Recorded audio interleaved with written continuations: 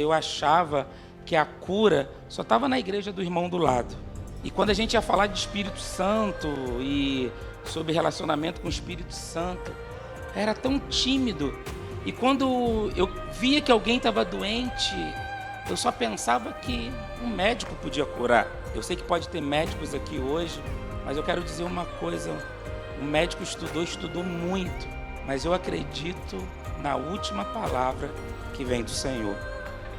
E a Bíblia fala que a paz que a gente precisa é uma paz que excede a nossa mente. E é essa paz que Ele conquistou ali na cruz por nós. Foi ali naquela cruz que Ele levou sobre si todas as nossas transgressões. E o castigo que nos traz a paz, Ele foi castigado para você ter paz. E pelos seus ferimentos, pelos seus machucados, pelas suas pisaduras, nós somos sarados. Nós somos sarados.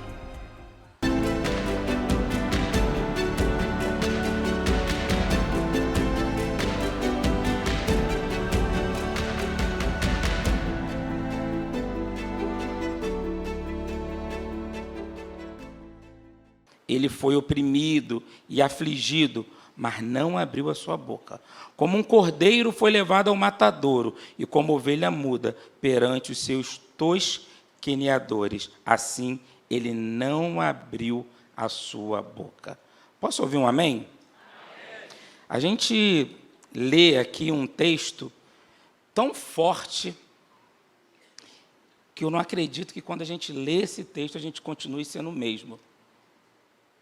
Não tem pessoa que possa ler essa profecia de Isaías e pensar assim: eu não posso continuar da mesma forma. E eu vou além. É um texto onde eu vejo cura, onde eu vejo paz e onde eu vejo salvação. Eu sou batista desde que nasci, como vocês também, né? Ou muitos vieram depois para a Igreja Batista. Mas por muito tempo, eu, por ser um bom batista, eu achava que a cura só estava na igreja do irmão do lado. E quando a gente ia falar de Espírito Santo e sobre relacionamento com o Espírito Santo, a gente, não vocês, mas eu, era tão tímido. E quando eu via que alguém estava doente, eu só pensava que um médico podia curar. Eu sei que pode ter médicos aqui hoje, mas eu quero dizer uma coisa: o médico estudou muito, mas eu acredito na última palavra que vem do Senhor.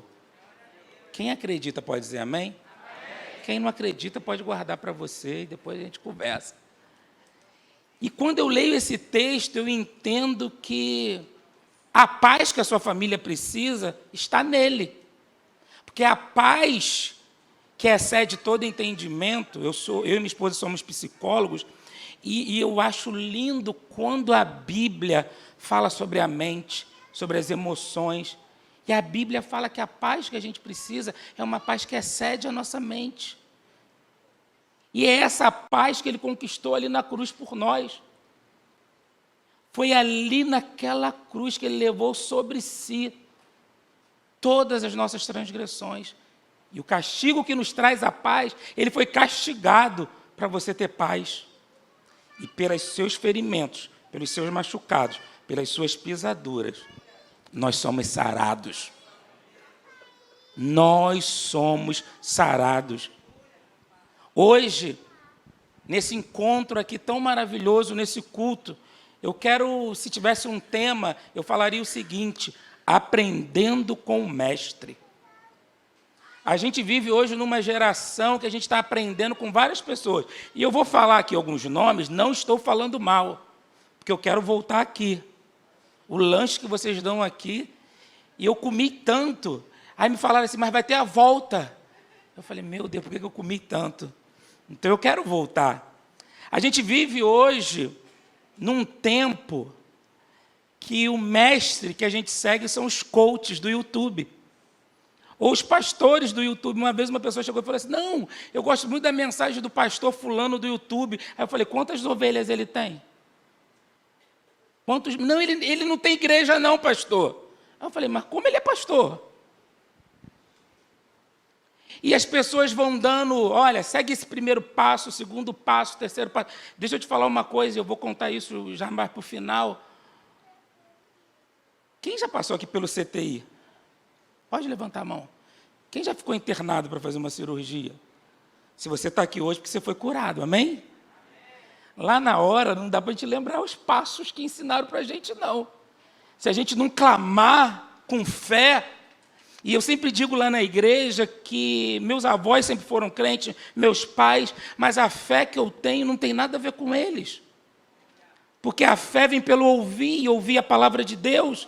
A fé não é herança. Se eu não venho numa escola bíblica dominical, se eu não me envolvo com a palavra, se eu não faço um culto doméstico, como que eu vou ter fé? Então hoje existe uma geração de mestres que tem ensinado coisas que a gente paga milhões para ir numa palestra e volta de lá vazio. Eu quero hoje falar do mestre dos mestres, que pegou o seu lugar na cruz e morreu por você. Um mestre que está sempre pronto para estender a mão para a gente. Mas, pastor, o senhor não sabe da minha vida, eu criado na favela, numa comunidade. Prazer, eu entendo de favela também. Um dia desse, minha filha estava com um probleminha de saúde, eu falei, Luange, o que é isso? Ela, Rosela. Eu falei, Rosela?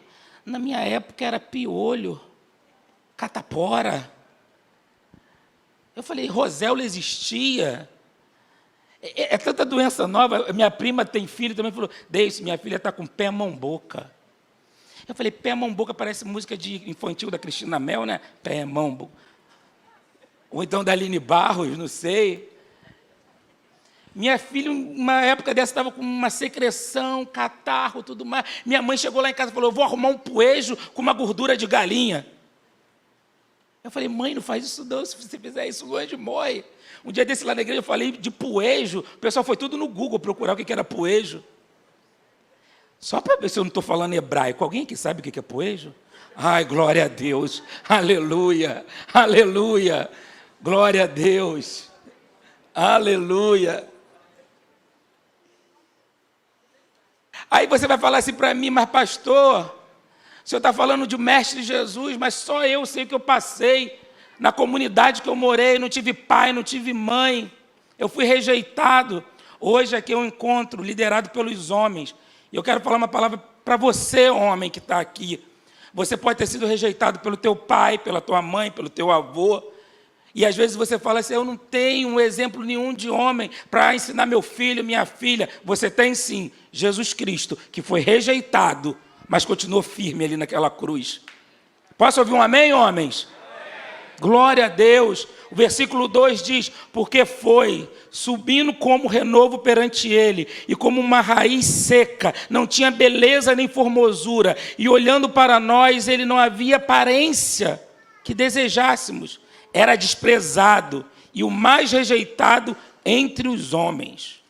Rejeição é coisa séria. Eu não falo só daquela pessoa que muitas igrejas têm, né? Eu sei que aqui em Vila da Penha não tem, mas em Campo Grande tem muito, um povo chato, assim, cheio de mimimi. Aqui não tem. Posso ouvir um amém, igreja? Sabe aquele pessoal que você vai viajar? Você viajou com um grupo da igreja, aí você botou lá nos stories, viajando. Aí já vai lá no teu story, nunca entrou. Porque stories é assim. Se você posta um versículo, você tem 2 visualizações. Mas se você botou que viajou, que está comendo um negócio legal, eu não sei como o pessoal descobre. Todo mundo vai lá olhar. Aí você foi viajar com aqueles irmãozinhos, foram ali, gente, na piscinão de Ramos. Aí o crente ainda bota assim, Dubai. Localização. Aí tem sempre um lá em Campo Grande que fala assim, ninguém me convida. Você é muito chato, cara. Quem vai te convidar? Você só reclama. Tinha um desenho da época do pastor Anderson, que não é da minha época, que tinha um leão e uma hiena. O leão era de Vila da Penha. Estava sempre feliz, alegre. E a Iene era de Campo Grande. Muito engarrafamento, muito sol, muito isso, muito aquilo. E o Leão vinha, assim, igual o pastor Orlando. Ô, Lipe, vamos fazer um piquenique na Quinta da Boa Vista. E o que aquela irmã lá de Campo Grande falava, igreja? Tem muita gente que viu esse desenho, hein? Ó vida, ó céus, ó isso, ó aquilo. Aí vai falar assim, mas Anderson, todo piquenique tem formiga. Aí o Anderson já vem com uma palavra, não, mas a formiga é um exemplo para a gente. Que esse pastor é assim, né? A gente pensa que está desanimado, ele vai lá dar 3 tapas na nossa cara, né? Aí o Anderson, nós vamos andar de pedalinho. Aí tem uns crentes que tudo é caro, né? Ah, mas é caro, pastor, é muito caro. Aí o Anderson, não, eu pago para você. Vamos entrar no zoológico. Ah, não, vai que o leão sai de lá e me pega. É aquela tia chata que faz aquela ceia linda, em Campo Grande tem muito isso, aquela ceia de Natal, que você só pode botar a mão meia-noite, gente. Que é isso? Que prisão é essa? E joga uns panos de prato em cima que fica um grude com rabanada, bolinho de bacalhau, pastel. E você quer botar a mão assim, vem ela, não, só meia-noite. Quem vai chamar essa pessoa para viajar? Não vai. Mas a gente tem que amar esse chato também, pastor. É isso que nos abençoa no ministério. Mas eu não estou falando dessa pessoa que se sente rejeitada porque não foi no passeio com os irmãos da igreja. Eu estou falando verdadeiramente da rejeição que você passou pelo seu pai, pela sua mãe. Tem pessoas que não foram nem desejadas no ventre. Tem filhos que foram rejeitados pelos pais. O problema da pessoa que é rejeitada, se ela estiver aqui hoje, eu quero falar uma coisa para você. Jesus experimentou rejeição, mas ele não parou, ele avançou. O nosso mestre entende de rejeição. Mulher, você que está aqui, que foi rejeitada, homem, adolescente. Eu lembro que um dos primeiros atendimentos, isso, quando eu comecei na psicologia, foi atender adolescentes que se mutilavam. E eu percebo, às vezes, muito isso em Campo Grande, que a gente anda num calçadão, que no calçadão deve ter 70 graus. E eu vejo adolescentes de casaco. E eu sempre penso assim, meu Deus, tomara que esse adolescente não esteja se mutilando. Existe uma dor dentro de muitos adolescentes, que eles não conseguem falar. E aí eles se cortam, eles se mutilam. Se você está aqui hoje, adolescente, e você tem se sentido rejeitado pelo seu pai, pela sua mãe, pela sociedade, tem alguém aqui que passou por rejeição e conhece isso. O nome dele é Jesus. Amém, igreja? O meu mestre sofreu para você ser salvo e sarado. Versículo 4.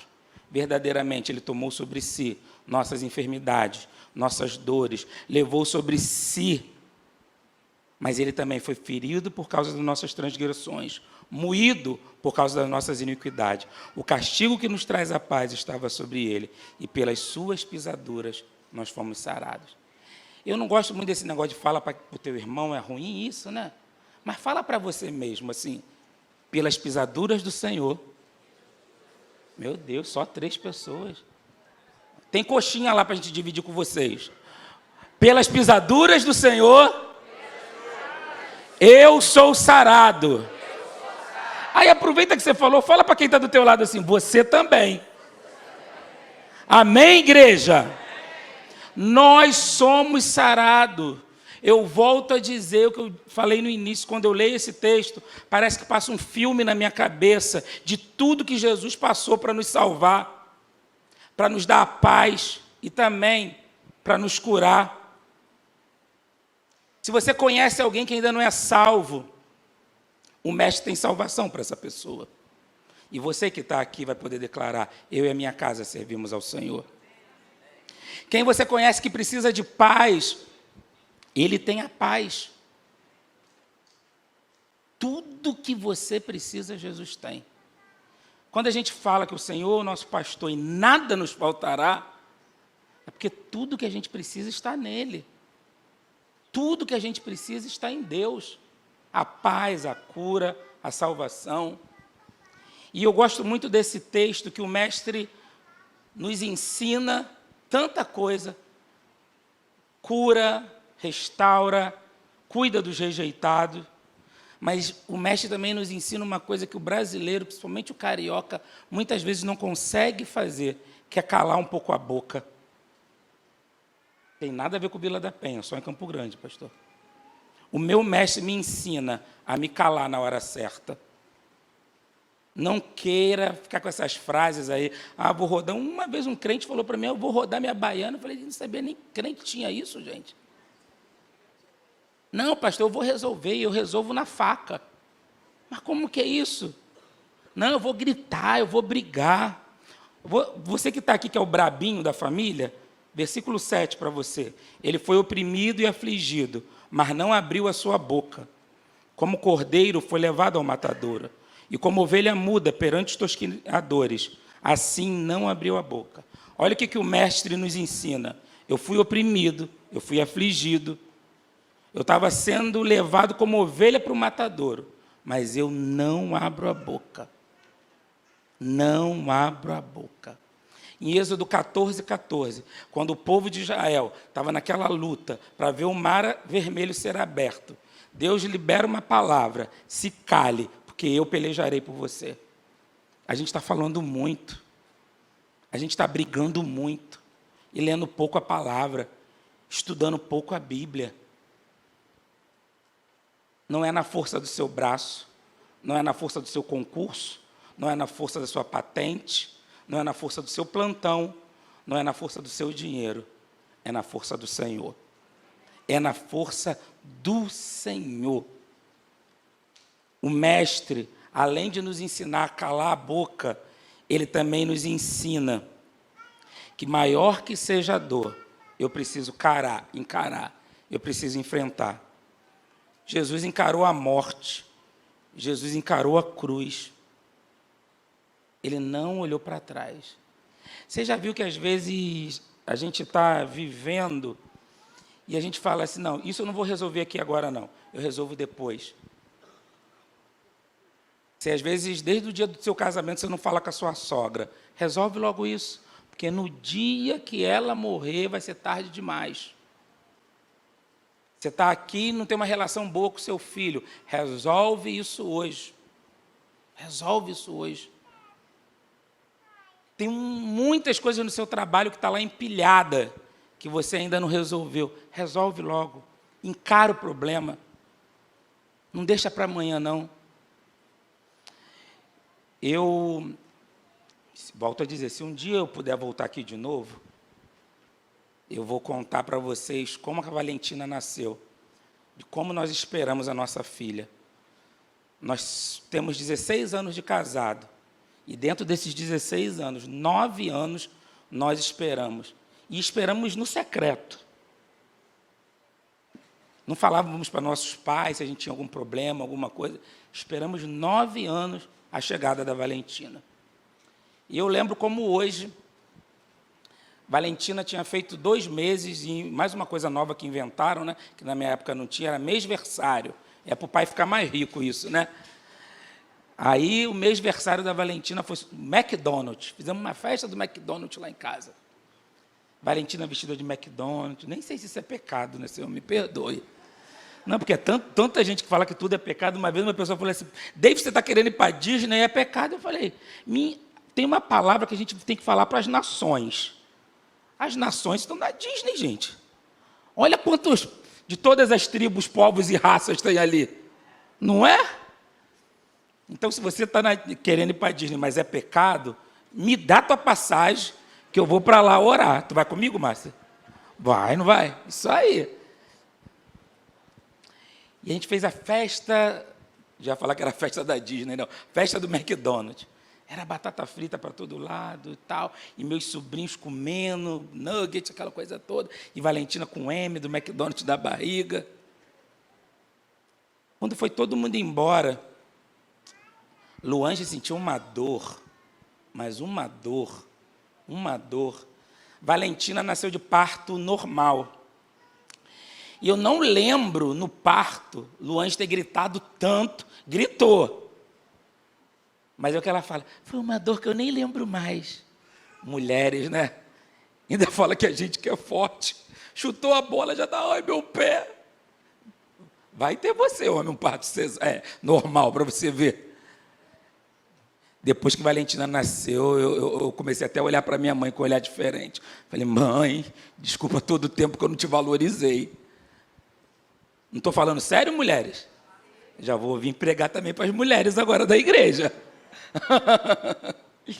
E Luange sentia tanta dor, tanta dor, tanta dor.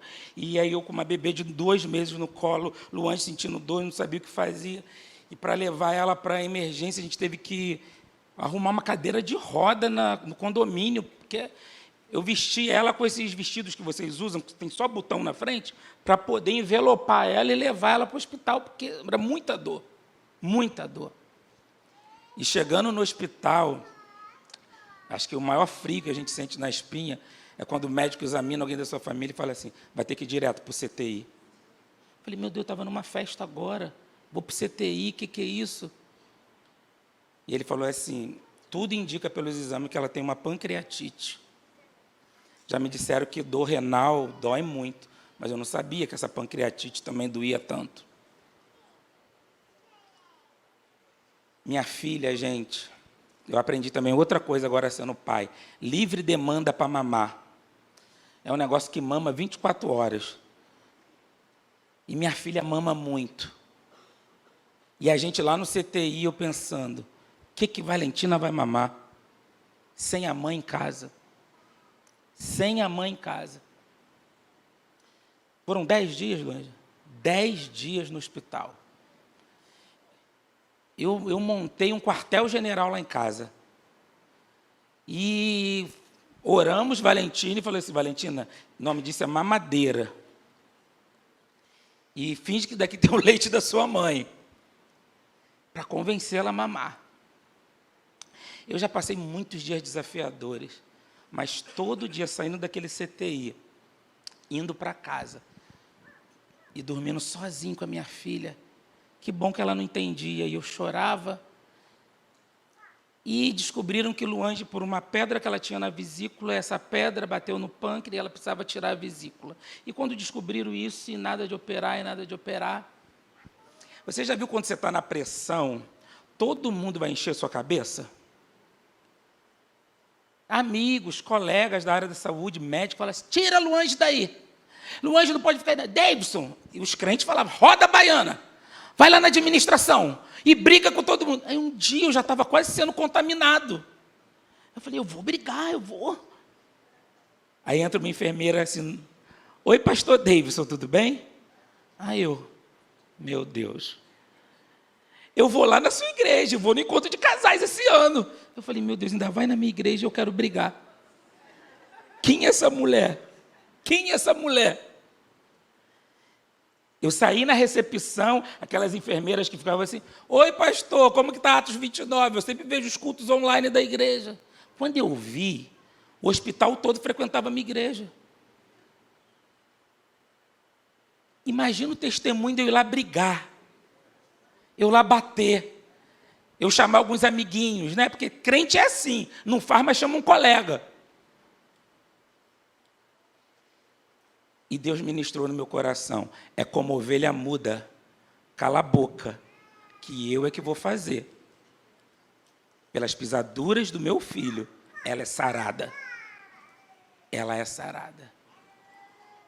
E quando a gente pensa que está entrando na boa, um dia entrou uma profissional, não sei se era enfermeira, olhou para a Luange, falou assim, você sabe, né?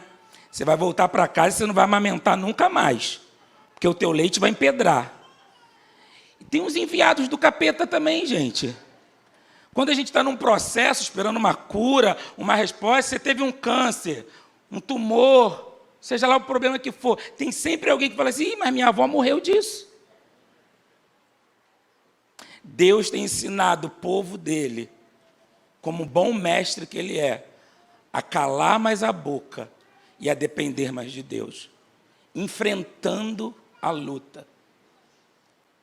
E naqueles 10 dias ali, no hospital, quando o Luange teve alta, aí levei flores, aquela coisa toda. Um segurança, já era o segundo segurança do hospital, que chegou para mim e falou assim: pastor, foi tão bom esses dias que você passou aqui. Eu falei: foi? Ele: o ar do hospital até mudou. Eu falei: você me conhece? Aí sabe o que ele falou? Eu vou lá na tua igreja.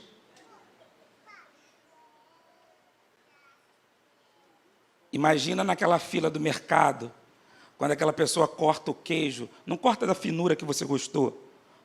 Tem crente aqui não, lá em Campo Grande, que fala até palavrão. Há 3 anos atrás, já estou acabando, tá, gente?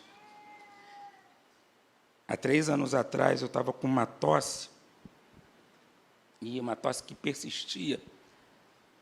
E Luange falou assim: a gente vai para a emergência. Eu falei: vamos embora.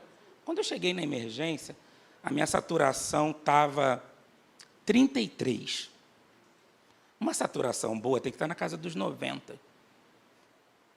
33. Luange falou que a enfermeira perguntou meu telefone, eu já estava grogue, não sabia nada. Me botaram na cadeira de roda e eu fui direto lá para um mini CTI para ficar no oxigênio. E eu descobri há 3 anos atrás, no auge da pandemia, que eu estava com Covid. Ali a gente passou o dia todo naquela emergência até chegar uma ambulância e me levar para um hospital maior. Não tinha Valentina ainda na época. E com alguns dias, 2 ou 3 dias de internado, um médico liga para a Luange e falou assim: olha, a respiração dele está muito ruim. O pulmão dele está todo tomado. E ele vai precisar ser entubado. De poucas memórias que eu tenho do primeiro momento do CTI, eu lembro de uma equipe médica chegando no meu lado e falando assim: a gente vai ter que entubar o senhor. Eu nem lembro. Ah, isso, irmão, você vai tocar? Eu já ia pedir você para tocar para o pessoal pensar que está acabando. Que bom que eu te achei.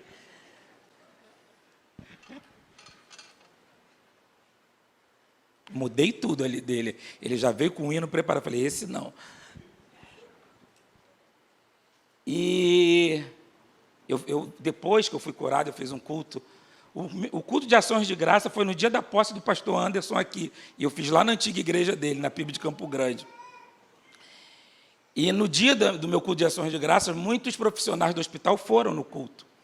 E uma fisioterapeuta pediu uma oportunidade para falar, e ela falou o seguinte: que na hora da minha intubação, eu segurei no braço dela, e chorando, que ninguém vai ser entubado rindo, né? Eu falei assim: eu não posso morrer, que além de uma família, eu tenho ovelhas para cuidar. E aquela menina que estava me entubando era uma missionária. E ela olhou nos meus olhos e falou assim: não, você não vai morrer. E quando ela contou isso lá na PIB de Campo Grande, ela falou assim: gente, a única pessoa que eu vi fazendo isso foi Jesus. E eu falei para ela: eu aprendi Isaías 53. Os médicos ligaram para a Luange e falaram assim: a respiração dele está muito ruim. Então ele vai ser entubado e provavelmente vai entrar na tráqueo, porque ele vai ficar mais de 1 mês entubado. E a igreja do Senhor orava, clamava, todo mundo orando, milagrosamente, com 9 dias de intubação, eu saí da intubação. 9 dias. 9.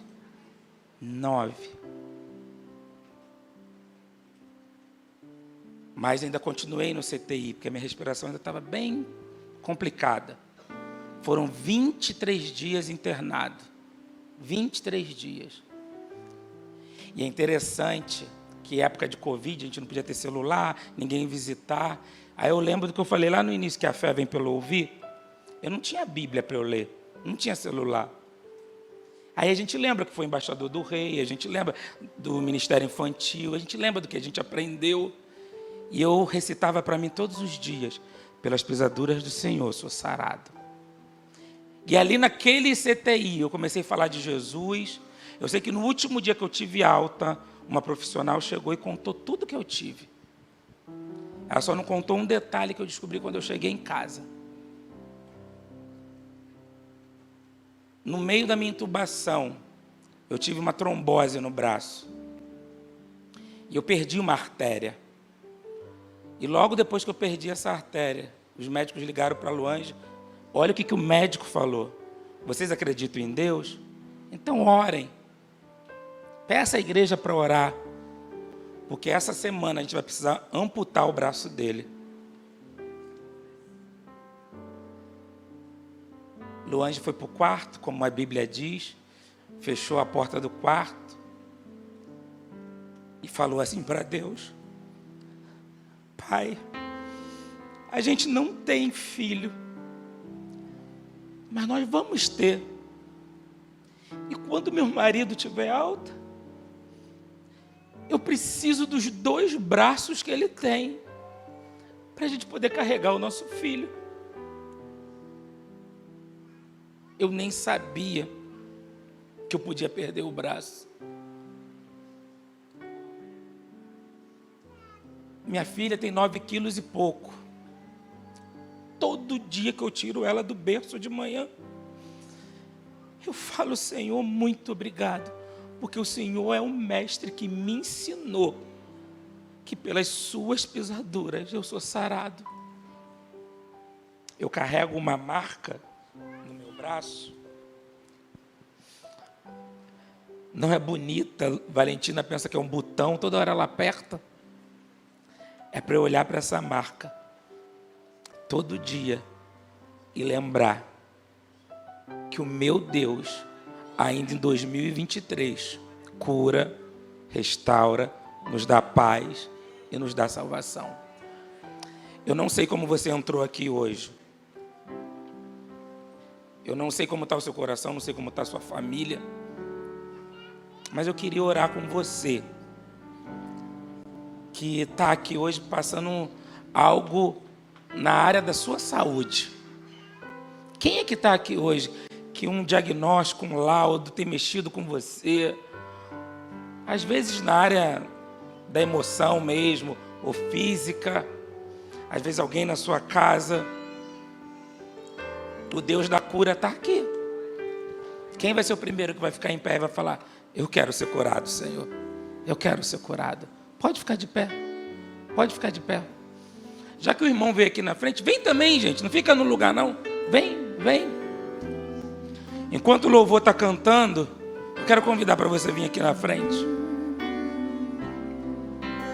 Pelas pisaduras do Senhor você é sarado. O castigo que nos traz a paz estava sobre ele. E esse mestre está aqui hoje nos ensinando.